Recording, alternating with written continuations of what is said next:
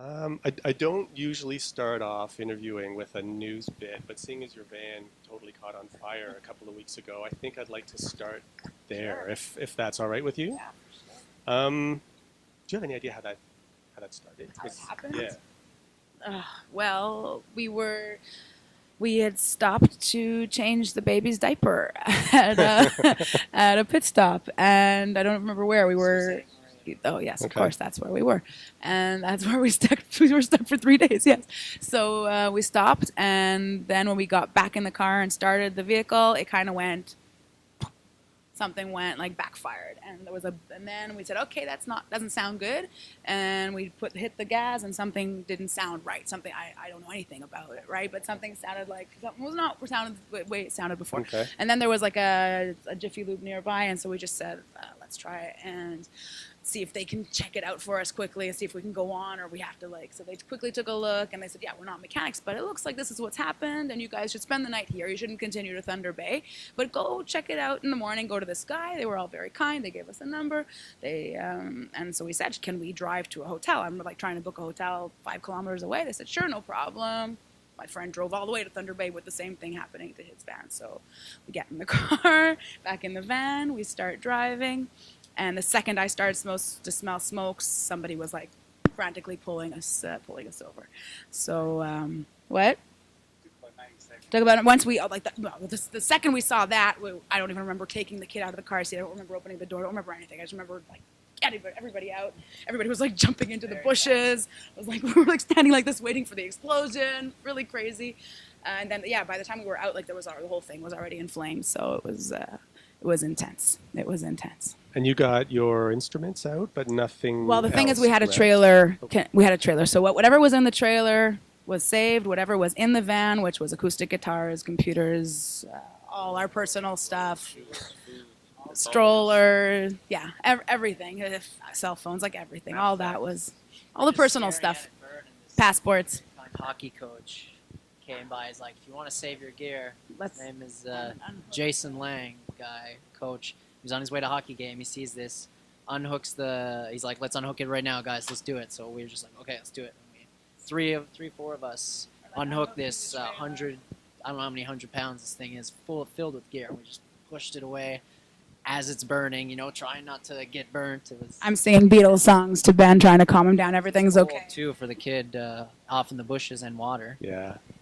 One of the most amazing things about this story, though, it was a tragedy, obviously, very scary, but the generosity and the kindness of, total strangers in Sault Ste. Marie was so heartwarming. They took us in, the fire department people bought these guys some food and beers, and they gave us a new car seat for the kid. And not just the people of Sault Ste. Marie, actually the whole rock and roll community in Canada Wow. pulled together for us, and we raised some money to get, into a new van and to continue the tour. So thank you all so much. Very heartwarming. Very. So you're in Sault Ste. Marie. You've got the clothes on your back. Did you just flip everything inside out and go shopping? Like, Basically, that's right. I mean, first of all, we got stuck in the motel. Like we were really in kind of a shitty motel for 3 days, like all in one room. We thought we were going to stay there for the night, right? And we ended up because we were waiting for the insurance to come through with a car, or they didn't have a vehicle big enough to accommodate us. It was like all those crazy things. So unfortunately, we had to cancel the gig in Thunder Bay for the night after and the gig in Winnipeg. So that was really the most heartbreaking, was canceling those 2 gigs. I think, right? Like other than personal belongings and all Right. that, the irreplaceables, it was canceling those gigs because we had like fans waiting. And On the moment, it was emotional, but we took the night to like regroup. We sat, we had a few drinks, we did our cry, we went to bed when we were able to, and we woke up the next morning. Everybody felt much more prepared to like face this thing, and the first thing out of our mouths was like, okay, what are we gonna do to finish this tour? What needs to get done? And like for the next 48 hours, it was just like trying to get through the process of getting some wheels, get the clothes on our backs, replace what we need that's imminent, and then like get going and get the tour going. And that's where the focus was. And we managed to pull it together. Once that first night was out of the way, we woke up like infinitely better, I'd say. and that included your merch too. Did that also? Yeah, count? we did lose a lot of merch. We lost almost all of our merch. We did manage to pull away a couple of records and a handful of CDs, but for the most part, the merch went up with the band. unfortunately. So is that does that encompass your whole tour? Or were you scrambling around to try and have new merch made or have stuff shipped to We you? did. We And- had it shipped in Edmonton. Yeah, we had some stuff shipped out, and we continued. All right, that's awesome. Back on it now, only missing 2 shows is actually pretty good. Yeah, that's insane. Most bands would just be like, "We're done, go home." Can we talk a bit about how you met and started playing together? Was it a mutual appreciation of music? Did you both want to make music together? Like, Basically, well, Tom and I met naked, playing music, so that was a great start. We decided to continue doing that. Sometimes we wear clothes, sometimes we don't, and so that was a long time ago. And then we knew that this is something special that we got to keep doing, and it was very easy to write music together. And it was like we have this like a lot of the same inspirations, and we have the same aspirations, so that really helps. And then meeting Dave and was pretty awesome. We sort of we have a mutual friend from the Sam Roberts band. He's the drummer, Josh Traeger, and he was like, he heard that we wanted to put together a band, and they kind of introduced us together, and that's basically how we started, like 5-6 years ago. But PY is our new acquisition, because right on. our acquisition. I just acquired you. Traded. But he's been awesome. It's been about 6 months we've been playing with PY. He's a breath of fresh air. We have lots of fun. The only thing I would say is that don't ever give him a GPS and a car, because he's gotten us into every single dirt road in Canada ever. All the dirt roads. That's what GPSs do, though. Yeah. Oh yeah. Apparently. But apparently it's my fault. We have great stories for it. I don't know much about Fine Line Records. Can you talk a little bit about Fine Line and how you signed to them? Sure, Fine Line was, I don't know if I know too much about the whole story, but Fine Line was founded by the gentleman who manages our band, Pat, who's a dear friend, and, sorry? He's a dear friend, and he founded this label, I guess, around us, because we were his first find, The Damn Truth. And we've been working with this guy for already a number of years, but the label is like relatively new. It's maybe like a 2-year thing. Okay. And it's a home, and it's a family, and we've got good friends also who are on the label as well. We've grown close with some other bands as well through that. Cool. I find a lot of bands spend a few years trying to figure out what their sound is going to be. A couple of albums, usually, some touring. Your new album sounds like you know exactly what you want to sound like. It's very confident and very, old school rock and roll. And I'm curious if that was felt amongst all of you guys, or if you, had to talk about it and figure out how to get there. I don't think we ever had a conversation about it, but I guess that there's an unspoken thing happening in The Damn Truth that we kind of all gravitated to, which is we wanted to make something that's organic and real, and that has like a real edge to it, something that maybe is lacking a little bit in rock and roll these days. So we never really discussed the style or whatever. I think Leah's voice pulls in a certain direction as is, and the way I play guitar and the kind of songs that we write together, comparisons are fine, but I feel like our sound is definitely has a lot to do with the 60s and 70s for sure, but I also feel like it's very fresh and new to the times. We talk about very relevant issues that bother us in today's world, and the best way to talk about these issues for me personally is through rock and roll. There's just no other medium that can convey those emotions the way they need to be conveyed in any other medium. So Cool.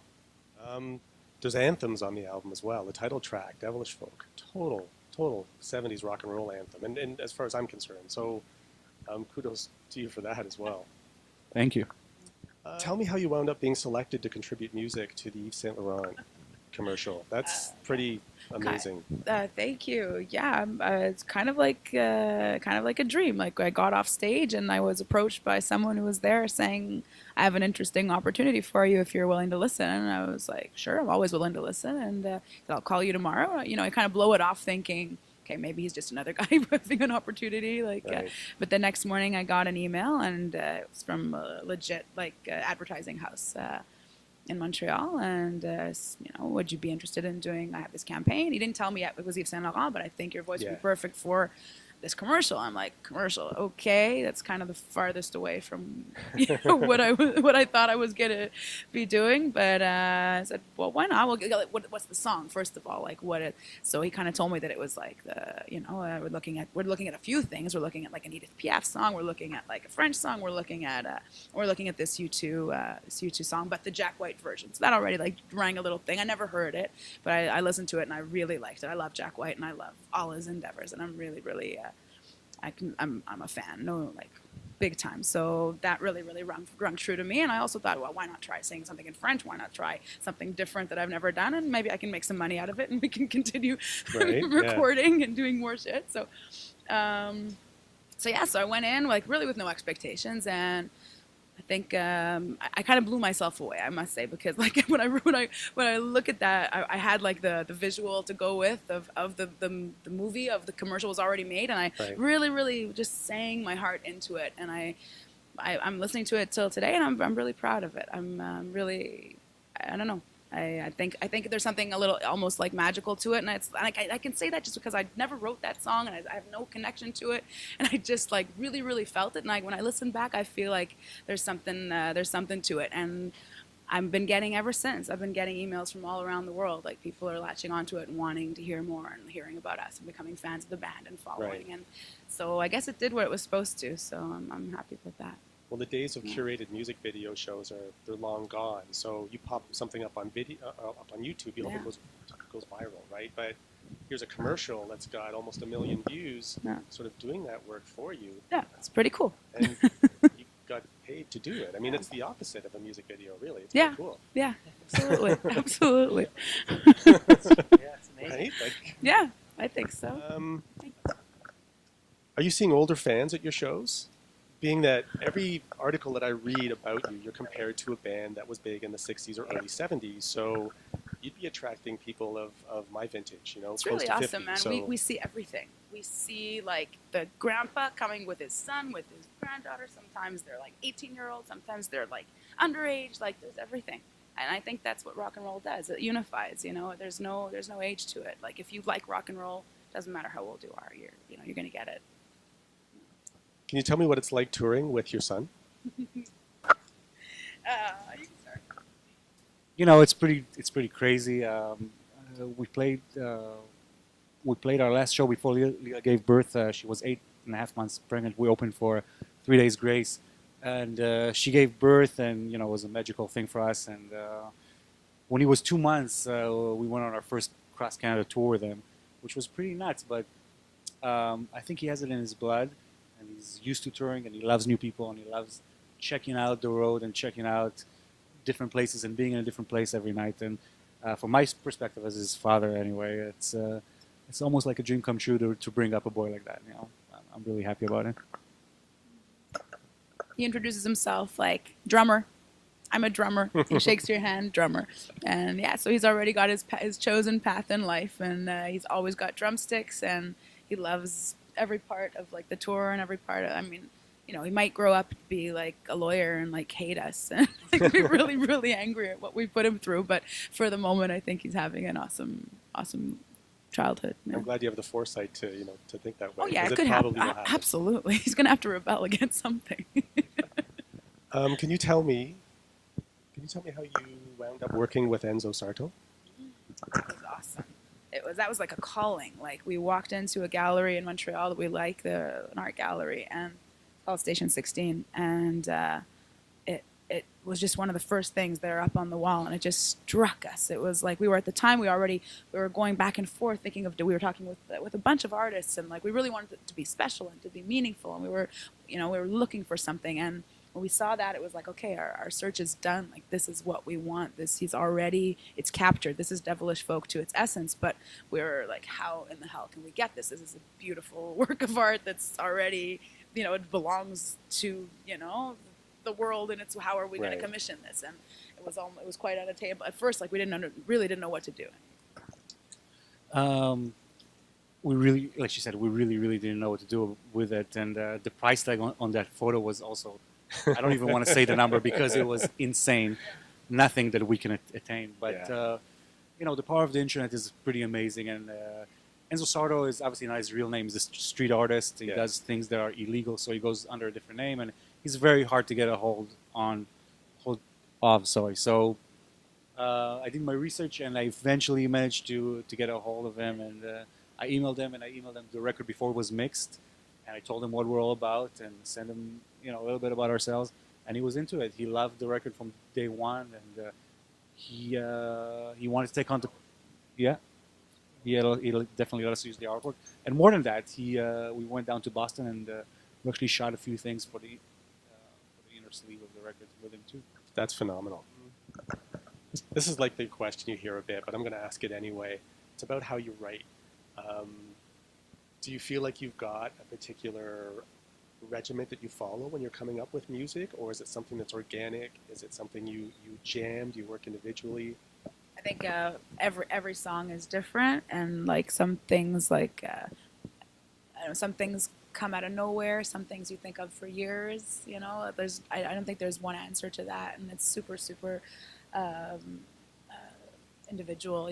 For me, I guess I'm really attached to those songs that come to me from like the depths of despair or from like insane happiness, like those really extremes that I use the songwriting process to sort of calm me down from those things.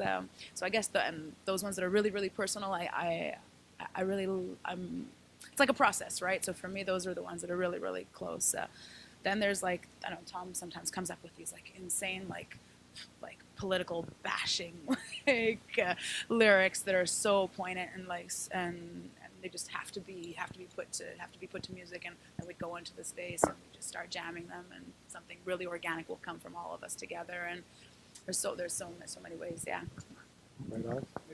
Yeah, I would actually. A fun part of the process was we wrote and jammed, and Tom did a lot of writing on his own as well for like a good 3 years. And we sat down at a certain point, and everything is up like on a cloud in the Dropbox, and went through everything and started like a selection process of like, well, what's going to be the next step? Like, what do we bring forward to the next like round, and what gets pushed aside, and whittling it down and narrowing it, and then taking 20 songs into the studio and recording 15 and narrowing that down to the 12 that made the record. That was a big part of it too, and that was a lot of fun because we got to like kind of trim the fat, and at that point decide like, okay, what are we gonna do? What is the damn truth gonna be for this next phase? And still get to create a ton of music. And music is still there; it's still available to us. Maybe it's not in the trash for the future, but I enjoyed that part of it. Cool. I think most non-musicians lament for a rock and roll lifestyle, the rebellious nature that it seems to embody. So I'm maybe going to shatter that illusion a bit and just ask you, what is a normal day in your lifestyle like? Normal day on the road. All right. Maybe we should start from the night before. Go to bed around 3 a.m. Wake up at 4 with the first baby call. Wake up at 6 when I try to put him back into bed. Then wake up at 7 finally after he doesn't want to sleep anymore. Try to be as quiet as we can in the hotel room. And then when it's warm enough above 0, we'll go out and run around and scream a bit. And that's the end of baby life, because then from 9 a.m. we kind of wake everybody up. And then get on the road and go to the next place. I think it's a very different experience, obviously, for each member, right? But obviously, Lila and I have our own thing going with the kid and stuff, and maybe the more interesting part will be, from this. Basically, the morning, sometimes I'll wake up with a snare beside my head real early, going, 2s and 4s. Sometimes I get to sleep through it. That's either way, it's fun because such a good kid, and I just love jamming with him.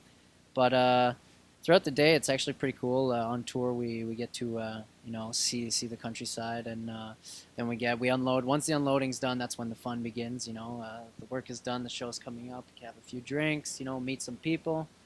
Very cool. It's very nice, very relaxing in a non-relaxing type of way.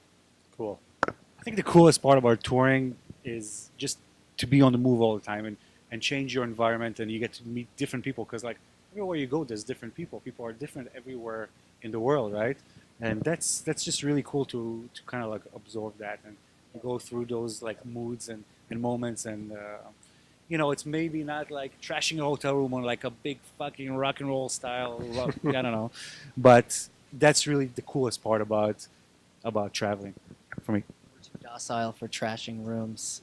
We go out, you know, have our jazz cigarette, and then come back and snuggle into our sleeping bags, you know.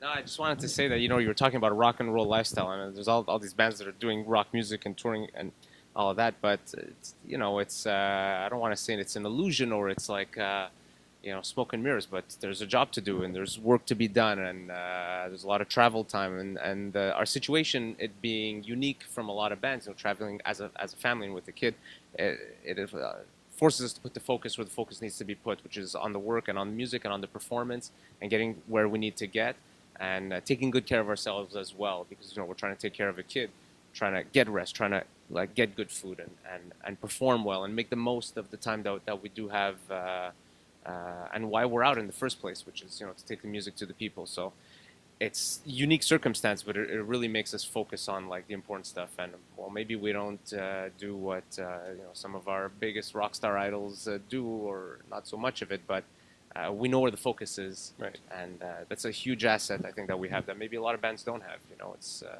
we know what we need to do. Cool. Best one. Could you, Leela, could you tell me a little bit about codependency and how you wound up working with Jason Rothman on Slaves on Dope? Sure. Jason, well, first of all, I mean, being what? Yeah, Jason Rothman's a great friend. We met him like through Shemer and through like fantastic. And he's been with us from the beginning. Like he's been a fan of our endeavors from the start, and is really helpful and amazing. And played our music on his show before anyone else added us to his show. Yeah, one of the first ones to add us, and so it's been awesome. And he's a fantastic guy. And he just asked me if I wanted to do a collaboration on the album. And it was super easy, super fun. Went in, I don't know, an hour and a half later, the track was done. So. Awesome. It was, yeah, really fun. Then we found out that you are also friends with like. Yeah, I'm good friends with the guitarist in that band, Kevin Jardine. We've worked Okay. together for years on Cool. with my other bands, and just all around great guys. They're so easy to work with, and they're just good souls. Right on. Lastly, I would love to know what some of your favorite things are in Montreal.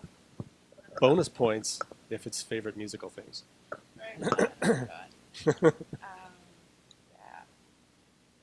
For me, going to see shows at Metropolis is super trippy. We talked about that a bit. A little bit, yeah. It's so trippy. It's one of like the most. It's just one of the best sounding rooms that I've been to, and I go to see a lot of shows, and I love it. And I find that there's like, it's a big venue, but you feel so connected to the artist no matter where you are in that room. If you're tired and you want to go sit up in a balcony, or you want to be right there in the pit, like no matter where you are, you feel a part of something grander that's happening, and I love that the vibe in that room.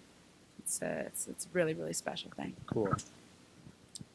For me, I'd say it's seeing really top quality musicians, or playing with top quality musicians, seeing them for almost no money, and they're unknown. Like you could see Tina Turner's keyboardist for $15. People don't even know it. It's crazy.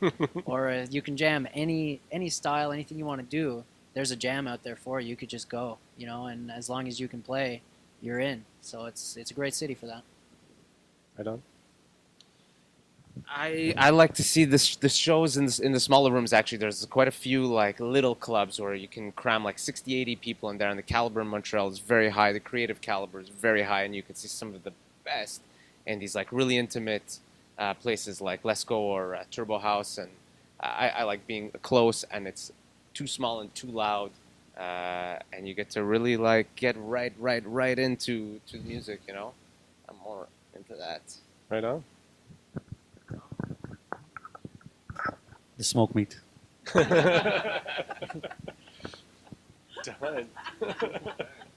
Cool. Thanks, man.